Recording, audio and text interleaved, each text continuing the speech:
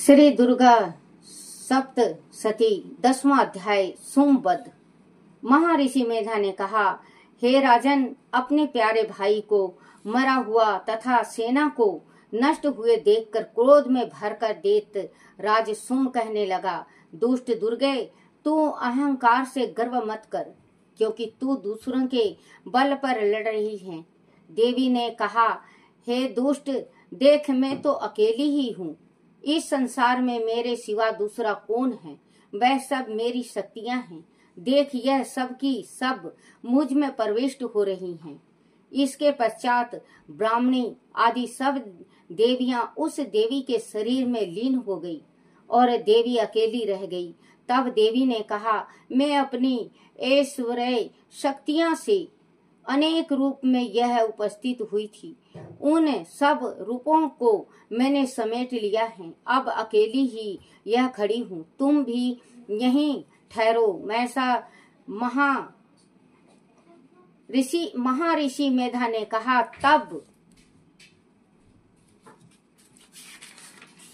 तब देवताओं तथा राक्षसों के देखते देखते देवी तथा सुम में भयंकर युद्ध होने लगा। अंबिका देवी ने सैकड़ों अस्त्र शस्त्र छोड़े। उधर दैत्यराज ने भी भयंकर अस्त्र का प्रहार आरंभ कर दिया। देवी के छोड़े हुए सैकड़ों अस्त्रों को दैत्य ने अपने अस्त्रों द्वारा काट डाला। इसी प्रकार सुम ने जो अस्त्र छोड़े उनको देवी ने अपनी भयंकर हुंकारे के द्वारा ही काट डाला। दैत्य ने जब सैकड़ों बाण छोड़कर देवी को ढक दिया तो क्रोध में भरकर देवी ने अपने बाणों से उसका धनुष नष्ट कर डाला। धनुष कट जाने पर देवेंद्र ने शक्ति चलाई, लेकिन देवी ने उसे भी काट कर फेंक दिया। फिर देवेंद्र चमकती हुई ढाल लेकर देवी की ओर दौड़ा, किंतु जब वह देवी के समीप पहुंचा तो देवी ने अपने तीक्ष्ण बाणों से उसकी चमकने वाली ढाल को भी काट डाला। फिर देवेंद्र का घोड़ा मर गया, रथ टूट गया, सारथी मारा गया। तब वह भयंकर मुद्गर लेकर देवी पर आक्रमण करने के लिए चला, किंतु देवी ने अपनी तीक्ष्ण बाणों से उसके मुद्गर को भी काट दिया। इस पर दैत्य ने क्रोध में भरकर देवी की छाती में बड़े जोर से एक मुक्का मारा। दैत्य ने जब देवी को मुक्का मारा तो देवी ने भी उसकी छाती में जोर से एक थप्पड़ मारा। थप्पड़ खाकर पहले तो दैत्य पृथ्वी पर गिर पड़ा, किंतु तुरंत ही वह उठ खड़ा हुआ। फिर वह देवी को पकड़ कर आकाश की ओर उछला और वह जाकर दोनों में युद्ध होने लगा। वह युद्ध ऋषियों व देवताओं को आकर्षण में डालने वाला था। देवी आकाश में दैत्य के साथ बहुत देर तक युद्ध करती रही। फिर देवी ने उसे आकाश में घुमाकर पृथ्वी पर गिरा दिया। दुष्ट आत्मा दैत्य पुनः उठकर देवी को मारने के लिए दौड़ा। तब उसको अपनी ओर आते हुए देखकर देवी ने उसकी छाती विदीर्ण करके उसको पृथ्वी पर पटक दिया। देवी के त्रिशूल से घायल होने पर उस दैत्य के प्राण पखेरु उड़ गए और उसके मरने पर समुद्र, द्वीप, पर्वत और पृथ्वी सब कांपने लग गए। तदनंतर उस दुष्ट आत्मा के मरने से संपूर्ण जगत प्रशांत वह स्वस्थ हो गया तथा आकाश निर्मल हो गया। पहले जो उत्पात सूचक मेघ और उल्कापात होते थे वह सब शांत हो गए। उसके मारे जाने पर नदियां अपनी ठीक मार्ग से बहने लगी। संपूर्ण देवताओं का हृदय हर्ष से भर गया और गंधर्व सुंदर गान गाने लगी। गंधर्व बाजे बजाने लगे और अप्सराएं नाचने लगी। पवित्र आयु बहने लगी। सूर्य की कांति स्वच्छ हो गई। यज्ञशालाओं कि बुझी हुई अग्नि अपने आप प्रज्वलित हो उठी तथा चारों दिशाओं में शांति फैल गई। श्री दुर्गा सप्तशती 11वां अध्याय। देवताओं का देवी की स्तुति करना और देवी का देवताओं को वरदान देना।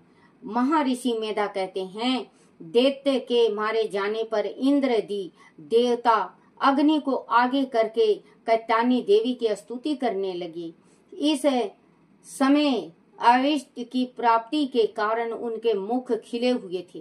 देवताओं ने कहा, हे शरण गतो दूर करने वाली देवी तुम प्रसन्न हो। हे संपूर्ण जगत की माता तुम प्रसन्न हो। विश्वेश्वरी तुम विश्व की रक्षा करो, क्योंकि तुम इस चर और अचर की ईश्वरी हो। हे देवी तुम संपूर्ण जगत की आधार रूप हो, क्योंकि तुम पृथ्वी रूप में भी स्थल हो और अत्यंत पराक्रम वाली देवी हो। तुम विष्णु की शक्ति हो और विश्व की बीज पर माया हो, और तुमने ही इस संपूर्ण जगत को मोहित कर रखा है। तुम्हारे प्रसन्न होने पर ही यह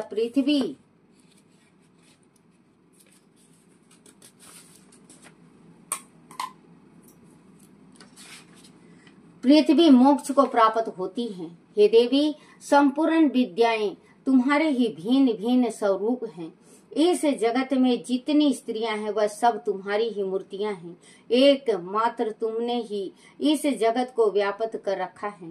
तुम्हारी स्तुति किस प्रकार हो सकती है, क्योंकि तुम परम बुद्धि रूप हो और संपूर्ण प्राणी रूप स्वर्ग और मुक्ति देने वाली हो। अंत इस रूप में तुम्हारी स्तुति की गई है। तुम्हारी स्तुति के लिए इससे बढ़कर और क्या युक्तियां हो सकती हैं। संपूर्ण जनों के हृदय में बुद्धि रूप होकर निवास करने वाली, स्वर्ग तथा मोक्ष प्रदान करने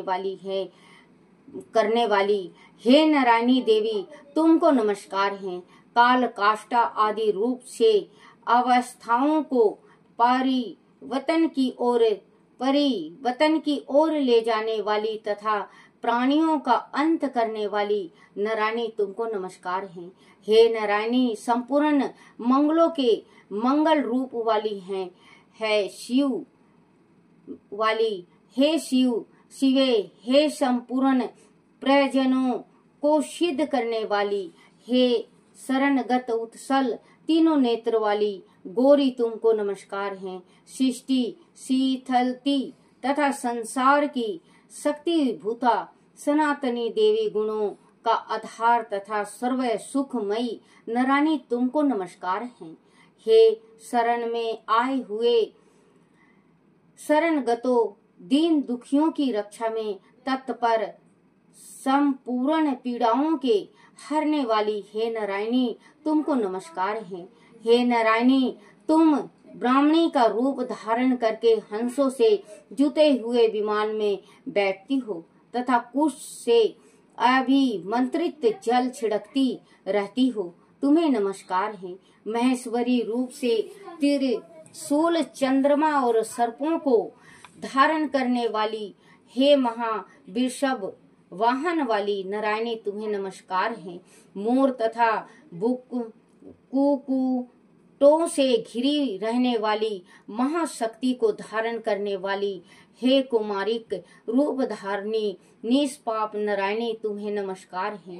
शंख चक्र गदा और सरंग धनुष रूप आयुध को धारण करने वाली वैष्णवी शक्ति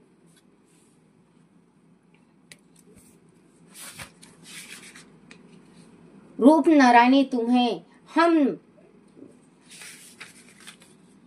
शक्ति रूपा नारायणी तुम हम पर प्रसन्न हो। तुम्हें नमस्कार है। हे दांतों पर पृथ्वी धारण करने वाली बारहा रूपणी कल्याणी नारायणी तुम्हें नमस्कार है। हे उग्र नरसिंगी रूप से दैत्यों को मारने वाली त्रिभुवन की रक्षा में संलग्न रहने वाली नारायणी तुम्हें नमस्कार है। हे माता नमस्कार है।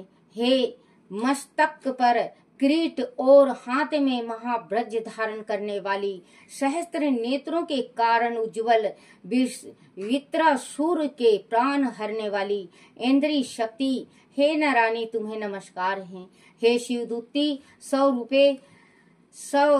सव रूप से दैत्यों के महामद को नष्ट करने वाली, हे गौर रूप वाली, हे महाशब्द वाली, हे नारायणी तुम्हें नमस्कार है। डाढ़ों के कारण विकराल मुख वाली, मुंड माला से विशोभित मुंड मर्दनी, चामुंडा रूपे नारायणी तुम्हें नमस्कार है। लक्ष्मी, लज्जा, महाविद्या, श्रद्धा, पुष्टि, सौधा, ध्रुवा, महारात्रि तथा महाविद्या रूपा नारायणी तुमको नमस्कार है।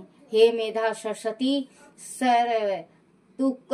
ऐश्वर्य रूपिणी, पार्वती, महाकाली, नियता तथा ईर्षा रूपिणी नारायणी तुम्हें नमस्कार है।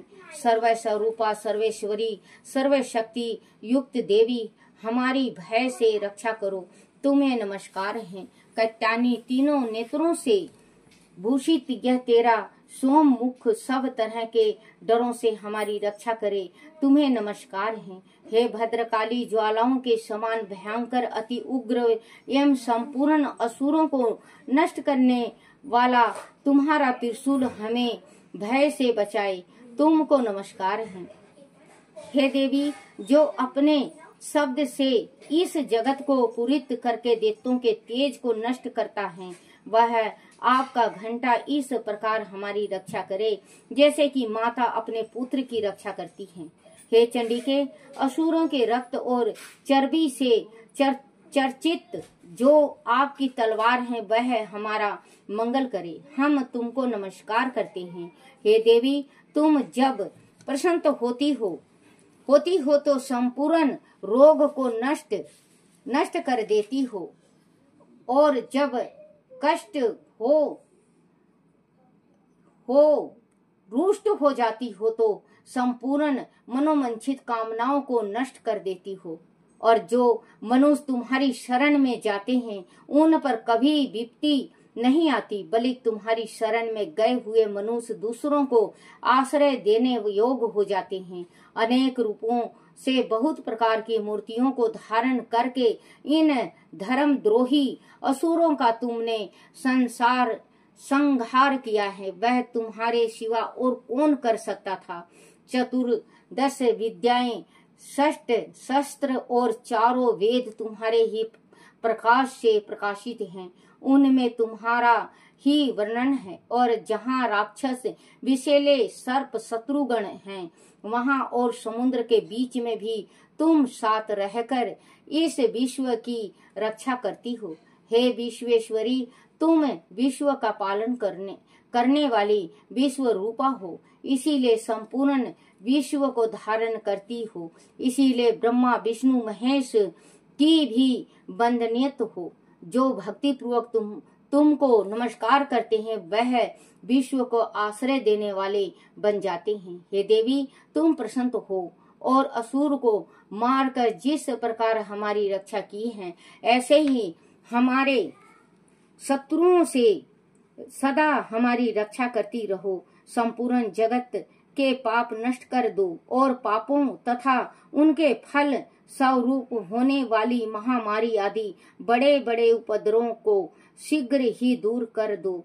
विश्व की पीड़ा को हरने वाली देवी, शरण में पड़े हुआ पर प्रसन्न हो। त्रिलोकी निवासियों की पूजनीयत परमेश्वरी, हम लोगों को वरदान दो। देवी ने कहा, हे देवताओं, मैं तुमको वर देने के लिए तैयार हूँ। आपकी जैसी इच्छा हो वैसा वर मांग लो, मैं तुमको दूंगी। देवताओं ने कहा, हे सर्वेश्वरी, त्रिलोकी के निवासियों की समस्त पीड़ाओं को तुम इसी प्रकार हरती रहो और हमारी शत्रुओं को इस प्रकार नष्ट करती रहो। देवी ने कहा, सवत मानवतार के 28वें युग में 2 और महाअसुर शुंभ और शुंभ और निशुंभ उत्पन्न होंगे। उस समय में नंद गोप के घर से यशोदा के गर्भ से उत्पन्न होकर विंध्याचल पर्वत पर शुंभ और निशुंभ का संहार करूंगी। फिर अत्यंत भयानक रूप से पृथ्वी पर अवतारिण होकर मैं प्रचित नामक दानों का नाश करूंगी। उन भयानक महाअसुरों को भक्षण करते समय मेरे दांत अनार के पुष्प के समान लाल होंगे। उसके पश्चात स्वर्ग में देवता और पृथ्वी पर मनुष्य मेरी स्तुति करते हुए मुझे रक्त दांडिका कहेंगे। फिर जब 100 वर्ष तक वर्षा न होगी तो मैं ऋषियों के स्तुति करने पर अयोनिजी नाम से प्रकट होंगी और अपने 100 नेत्रों से ऋषियों की ओर देखूंगी। अंत मनुष्य शताक्षी नाम से मेरा कीर्तन करेंगे। उसी समय मैं अपने शरीर से उत्पन्न हुए प्राणों की रक्षा करने वाले शाखों द्वारा सब प्राणियों का पालन करूंगी और तब इस पृथ्वी पर शाकुम्भरी के नाम से विख्यात होंगी। और इसी अवतार में मैं दुर्गा नामक महा असुर का वध करूंगी और इससे मैं दुर्गा देवी के नाम से प्रसिद्ध होंगी। इसके पश्चात जब मैं भयानक रूप धारण करके हिमालय निवासी ऋषियों महर्षियों की रक्षा करूंगी, तब भीमा देवी के नाम से मेरी ख्याति होगी।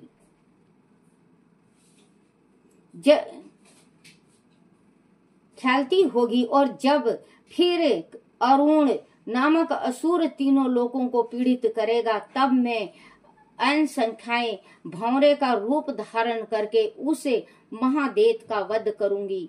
तब स्वर्ग में देवता और मृत्यु लोक में मनुष्य मेरी स्तुति करते हुए मुझे भ्रामरी नाम से पुकारेंगे। इस प्रकार जब जब पृथ्वी राक्षसों से पीड़ित होगी, तब तब मैं अवतारित होकर शत्रुओं का नाश करूंगी।